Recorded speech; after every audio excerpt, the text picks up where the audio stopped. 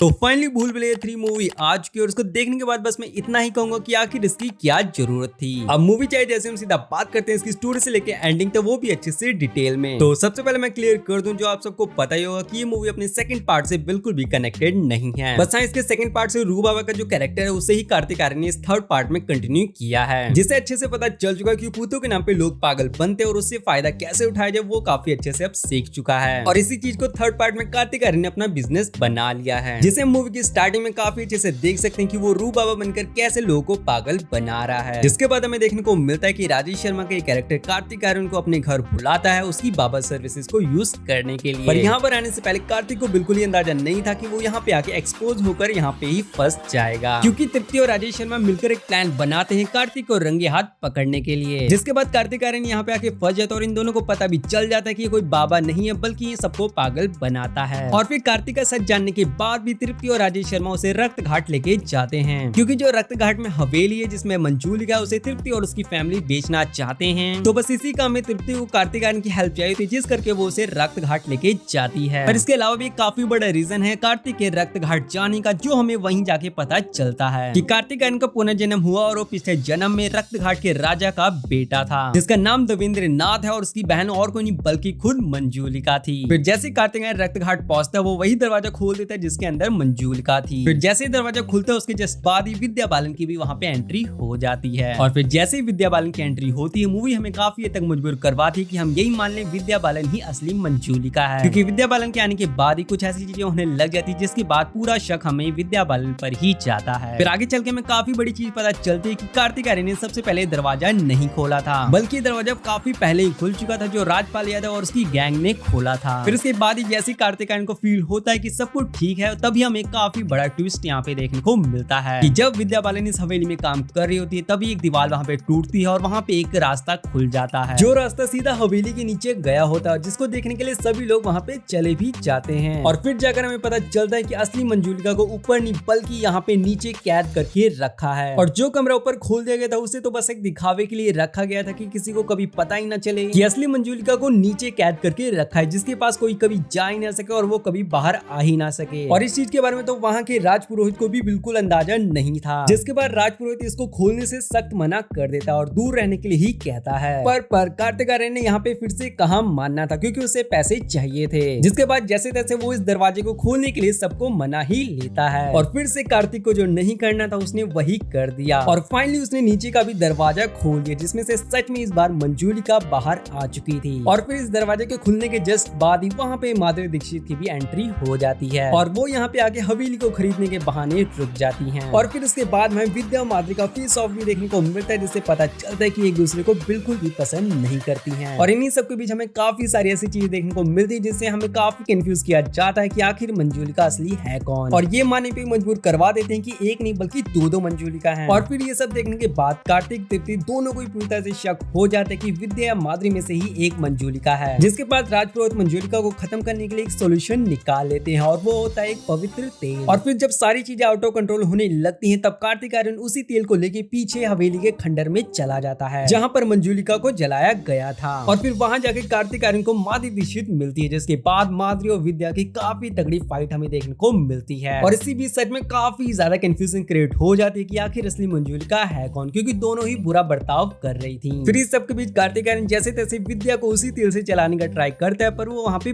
बच जाती है। और फिर इसके बाद कार्तिक माधुरी पे भी यही तेल ट्राई करने वाला होता है, पर तभी हमें मूवी का सबसे बड़ा ट्विस्ट देखने को मिलता है, जिसने मूवी को सच में बचा लिया। और तभी यहाँ पे विद्या बालन को अपने पिछले जन्म का सब कुछ याद आ जाता है कि आखिर ये सब कौन कर रहा है और असली मंजूलिका आखिर है कौन, जिसमें हमें पता चलता है कि असली मंजूलिका ना विद्या है ना माधुरी बल्कि देवेंद्र नाथ है। और यहीं पे हमें देवेंद्र नाथ की बैक स्टोरी देखने को मिलती है कि देवेंद्र नाथ की मंजूलिका के अलावा एक और बहन थी जिसका नाम था अंजुलिका, और वो और कोई नहीं बल्कि माधुरी दीक्षित थी। और ये दोनों ही बहनें देवेंद्र नाथ को बिल्कुल पसंद नहीं करती थी, क्योंकि ये उनका सगा भाई नहीं था, और कहीं ना कहीं इन दोनों को लग रहा था कि जो राजगद्दी है इन दोनों में से एक को ही मिलेगी। पर इन दोनों की ये गलतफहमी जल्दी दूर हो जाती, क्योंकि इनके पिता ने इन दोनों को राजगद्दी ना देकर देवेंद्र नाथ को यहाँ का राजा बना दिया था। और ये सुनते ही विद्या माधुरी को बहुत ज्यादा बुरा लगा था, और गुस्सा तो उनके चेहरे से ही पूरी तरह से झलक रहा था, क्योंकि इन दोनों को पूरा यकीन था कि इन दोनों में से एक को ही गद्दी मिलेगी। और फिर जब इन दोनों की मन की नहीं तो इन दोनों ने प्लान बनाया देवेंद्र नाथ को मारने का। और फिर जब ये दोनों